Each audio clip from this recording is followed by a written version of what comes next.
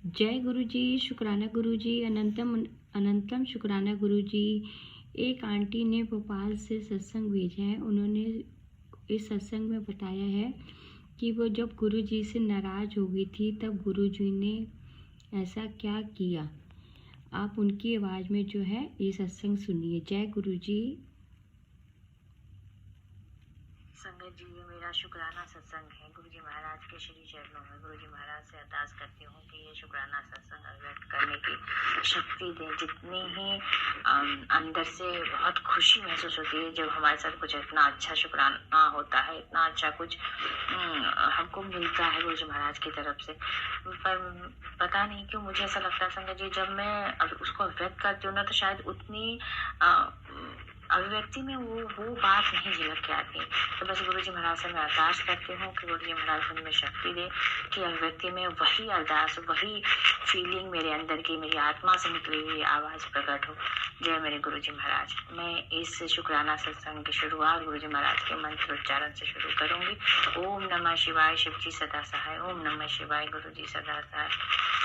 जय गुरु जी। संगत जी, आप सभी को मेरी तरफ से जय गुरु जी। संगत जी, संगत जी, ये अद्भुत शुक्राना सत्संग है। मैं जितना ही कहूँ ना कि मतलब गुरु जी महाराज ने बहुत मेरे साथ इतना अच्छा शुक्राना सत्संग किया, मतलब हुआ मेरे साथ कि मैं क्या बताऊँ। गुरु जी महाराज की तरफ से इतना अच्छा गिफ्ट मुझे मिला कि वो तो आजीवन मेरे लिए भूलना मुश्किल है। संगत जी, संगत जी, एक्चुअली क्या है, अभी कुछ दिन पहले की बात है, मैं बहुत परेशान थी संगत जी। फाइनेंशियली मेरे को ऐसा लग रहा था कि पता नहीं कैसे क्या चलेगा। और होता है ना, जब आपके पास पैसे नहीं होते हैं तो आप अपनों से ही बोलते हो कि मेरे को ज़रूरत है, और जब अपने आप को दुत्कार देते तो आपको बहुत हर्ट होता है। बस मैं उसी जोन में थी और मैं बहुत दुखी थी, बहुत परेशान थी। जब मैं परेशान थी तो मैं गुरु जी महाराज के पास आई। मैंने उनसे बातें की। मैंने उनको कहा कि गुरु जी महाराज, मैं बहुत परेशान हूँ और है ना, क्या मतलब है ऐसे पिता होने का जब मेरे पास विश्व के रचयिता मेरे पास बैठे हैं, जो ब्रह्मांड चलाते हैं वो बैठे हैं, उनके पास किसी चीज की कोई कमी नहीं, फिर भी उनकी बेटी इतनी दुखी है, और वो भी इस चीज के लिए कि उसके पास पैसे नहीं है। तो मैं बहुत मतलब एक तरह से ये कहिए कि मतलब गुरु जी महाराज से मैं नाराज ही हो गई। मैं कभी होती नहीं हूँ संगत जी, बहुत जब मैं बहुत गाज गिरती है मुझ पे, बहुत आत्मा मेरी छलनी होती है, तब मेरे अंदर से आवाज निकलती है संगत जी। बाकी गुरु जी महाराज की बेटी हूँ तो गुरु जी महाराज ने बहुत शक्ति दी है बर्दाश्त करने की। तो ऐसा हुआ तो फिर संगत जी मैं गुरु जी महाराज के पास आई और मैंने उनसे बातें की और मैंने उनसे कहा कि अब मैं आपसे बात नहीं करूंगी और अब मैं आपके पास नहीं आऊंगी जब तक कि आप इसका सॉल्यूशन नहीं निकालें। ठीक है, मैं चली गई। और संगत जी, गुरु जी महाराज तो हमारे गुरु जी महाराज हैं। गुरु जी महाराज ने बहुत इशारे किए मुझे। सुबह अमृत वेला में, अगले दिन अमृत वेला में जगाया, मैं नहीं जगी। रात को भी मुझे कुछ ऐसे हिंट्स आए कि मतलब आजा बात करने, बट मैं नहीं आई संगत जी, गुरु जी महाराज पास नहीं बैठी। मैसेज भी बहुत ऐसे आ रहे थे, मैंने मैसेज भी सीन नहीं किया एक भी। और मैं बहुत सच में अंदर से बहुत दुखी थी और मैंने एकदम मतलब ऐसे ही आप गुरु जी महाराज से मतलब आप नहीं आओ इस रूम में, मतलब वही अपने आप में एक बहुत बड़ा लोड होता है अपने आप में। पर मैंने बोला ठीक है, मैं अब गुरु जी महाराज जब मेरे से मुंह फेर ही लिए हैं तो ठीक है, अब क्या कर सकते हैं। ऐसे करके मैं चली गई संगत जी। और मैं रात में सोई तो सुबह 4 बजे अमृत वेला के लिए गुरु जी महाराज ने मुझे जगाया, पर मैं नहीं जगी। वो भी कैसे जगाया संगत जी, 4 बजे एग्जैक्ट मेरी नींद खुलती है और मैंने घड़ी की तरफ देखा और जानबूझ के मैं फिर वापस सो गई। 4:30 बजे की बात है, फिर मेरी नींद खुलती है और एक चूहा पता नहीं कहाँ से आता है संगत जी, मेरे सिर के ऊपर 2 बार ऐसे ऐसे डम डम, जैसे कोई प्यार से नहीं आप सहलाता वैसे, कि चूहा होगा तो काटेगा तो समझ आप सोच ही सकते हो। पर वो बहुत बड़ा सा चूहा था और आया और उसने सिर पे ऐसे डम डम किया और निकल गया। मेरे को लगा कि पता नहीं क्या था। ऐसे करके पीछे पलट के देखी तो मेरे को उसकी पूंछ दिखी। मेरे को और तेज गुस्सा आया, मैं फिर सो गई संगत जी। और मैं ना फोन का स्विच भी ऑफ कर दिया, अपना मोबाइल ऑफ कर दिया। मैं सो गई और मैं सुबह के 8, साढ़े 8, 9 बजे तक सोई रही। जब मेरी मेड आई काम करने संगत जी, तब तक मैं सो रही थी। उतनी देर में क्या हुआ संगत जी, फिर मेरे को लगा कि यार फोन बहुत देर से बंद है, किसी की कोई इमरजेंसी कॉल आ सकता है, तो चलो ठीक है, मैंने मोबाइल को चार्ज पे लगाया। चार्ज हुआ मोबाइल तो 11:30 बजे करीब मेरे बेटे का कॉल आया संगत जी, गुरु जी महाराज देखिए कैसे करते हैं, मतलब कितना आप उनसे वो करो ना, उनको जुड़ना है तो जुड़ना है, ऐसा है। तो संगत जी, मेरे बेटे का कॉल आया। मैंने बोला कि हाँ बेटा बताओ क्या हुआ। तो बोले आप लोग फोन को स्विच ऑफ करके रखते हो। मैंने बोला कि अरे वो रात में ऑफ किया था, मैं सो गई थी तो लेट से नींद खुली, अभी उठी हूँ। मैंने उसको नहीं बताई बात।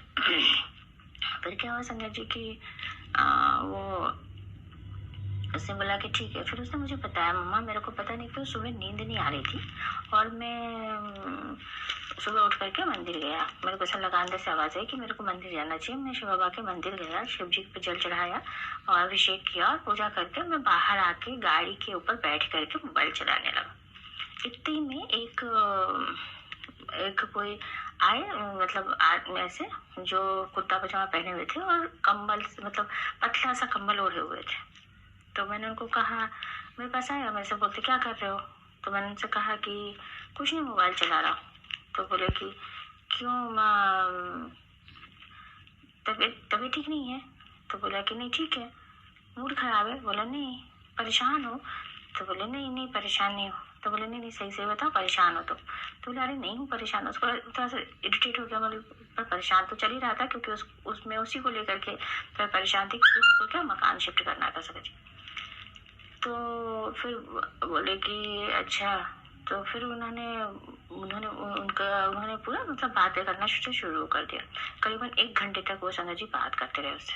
फिर उसके बाद उन्होंने उससे पूछा, और बताओ, मेरा नाम सोनी है संगत जी। मैं अभी तक जितने भी सत्संग शेयर किया उसमें मैंने अपना नाम रिवील नहीं किया था। पता नहीं क्यों अंदर से आवाज आती थी मैं अपना नाम रिवील नहीं करूंगी, पर अब गुरु जी महाराज खुद से मेरा नाम रिवील कर दिए तो मैं नाम तो रिवील करूंगी। तो उन्होंने बोला एकदम से कि और सोनी कैसी है करके। तो मेरा बेटा एकदम शॉक्ड हो गया। बोले इनको कैसे पता मेरी मम्मा का नाम? तो बोले आपको कैसे पता? फिर उन्होंने बताया कि नहीं मैं तेरे घर आया वो। तो मैंने बोला कि मेरे घर कैसे आए हो? तो मेरा घर तो यहीं बगल में है, पास में रहता हूँ मैं। तो बोले नहीं इस वाले घर नहीं। तो बोले मैंने पहले फ्लैट चेंज किया। बोले नहीं वहाँ भी नहीं। मैं तू कहाँ से है? तो फिर उसने बताया कि मैं भोपाल से हूँ। तो बोले हाँ वो भोपाल वाले घर तेरे में आया हुआ हूँ। तो फिर भी एकदम शॉक हो गया। फिर बोले सोनी को बोल परेशान नहीं होगी और मुझसे नाराज भी है उसको मनाकर। बोले ज्यादा परेशान होने की जरूरत नहीं है, 1-2 महीने की बात है और सब ठीक हो जाएगा, परेशानी की ज्यादा जरूरत नहीं है। फिर मेरे हस्बैंड का भी नाम उन्होंने मतलब मेरे अंकल जी का नाम लिया उन्होंने और बोले कि वो कैसा है? तो इसने बोला कि ठीक है। तो बोले नहीं उसको भी तबीयत ठीक नहीं, उसको भी बोला अपने हेल्थ का ध्यान रखेगा और ब्लैक कपड़ा ज्यादा कम पहने। और मेरे बारे में उन्होंने बोला कि सोनी को बोल कि लाल साड़ी ज्यादा पहने, उसको लाल साड़ी में अच्छी लगती, मतलब लाल साड़ी में अच्छी लगती है या जो भी, लाल साड़ी उसको पहनने के लिए बोल, खास करके मंडे के दिन जरूर लाल साड़ी पहने। ऐसा करके उन्होंने बताया। फिर उसके बाद है ना, फिर मेरे ब्रदर्स को भी मैंने जोड़े हुए हैं संगत जी, मेरे भाइयों को। तो भाइयों में से भी 3-4 भाई हैं मेरे। तो उन्होंने एक पर्टिकुलर भाई है के बारे में बोला कि मतलब उसका बेटा है। तो बोले उस मामा को बोलना कि अपने हेल्थ का ध्यान रखे और पूजा पाठ करे, थोड़ा सोमवार को जाए जल चढ़ाए शिव बाबा को। इस तरीके से उन्होंने सबके बारे में चर्चा करी, बहुत देर तक चर्चा करते रहे। फिर उन्होंने इसने कहा कि आप मम्मी को याद कर रहे हैं तो मम्मी से मैं बात करवा देता हूँ आपकी। तो उन्होंने कहा कि नहीं तुम बात मत कराओ क्योंकि वो फोन नहीं उठाएगी। तो उसने कहा कि नहीं उठा लेगी ना, फोन नहीं उठाएगी तो मैं अपनी बहन के फोन पे लगाऊंगा या पापा के फोन पे लगा लूंगा। तो बोले नहीं वो कोई भी फोन नहीं उठाएगा क्योंकि सबने फोन बंद करके रखा हुआ और सब तुम्हारे घर में सो रहे हैं। अब देखिए संगत जी उनको कैसे पता। फिर उसके बाद उन्होंने बोला कि एक काम करो, बोले तुम्हारी जो बहन है ना उसको भी बोलो परेशान ना हो, वो संगत जी अभी तैयारी कर रही है नीट की।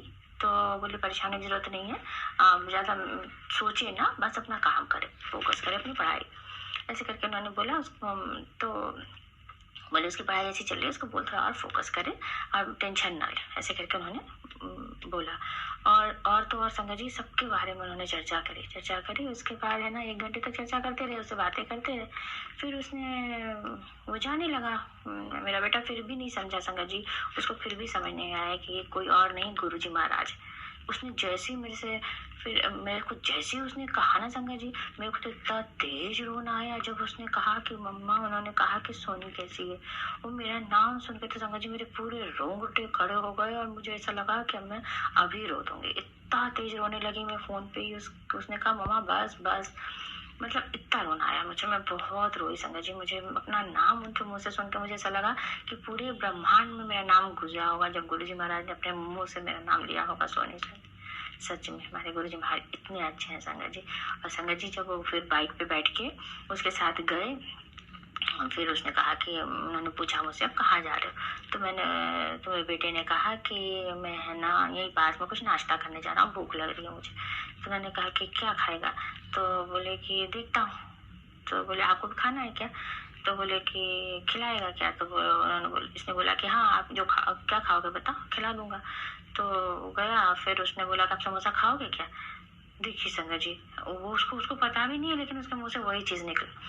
तो बोले कि हाँ खा लूंगा बोले। तो गया और फिर उतना मेरे बेटे ने समोसा खरीदा वहां से। मेरे बेटे क्या गुरुजी महाराज का ही बच्चा है, वो तो बार बार मुंह में बोलने में आ जाता है। तो संगत जी फिर वो 2 समोसे खरीदे उसने, और उन्होंने बोला कि नहीं तुम मुझे खिला मत, मेरे को तो पैकेट में बाहर करके दे दे, मैं लेके जाऊंगा बाहर, वहाँ दूर जाके खाऊंगा करके।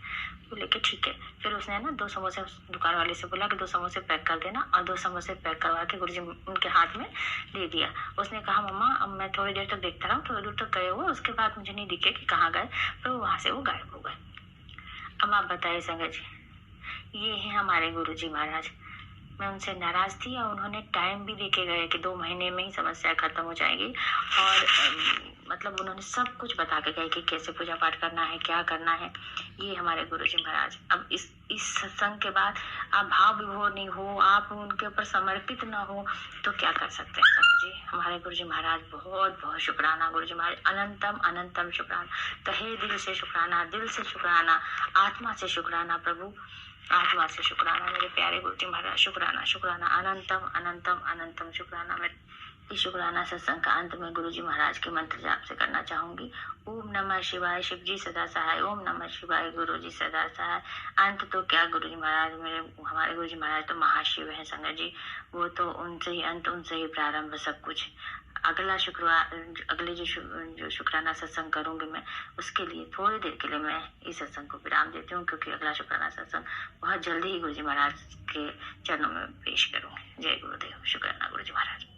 जय गुरु जी। कितना ही प्यारा सत्संग आंटी ने बताया, सोनी आंटी ने। कितना विश्वास है, गुरु जी महाराज हमारे ऐसे ही हैं, इसलिए अपने गुरु पे हमेशा विश्वास जो है बना के रखें। जय गुरु जी, शुक्राना गुरु जी, अनंतम अनंतम शुक्राना गुरु जी, लव यू गुरु जी।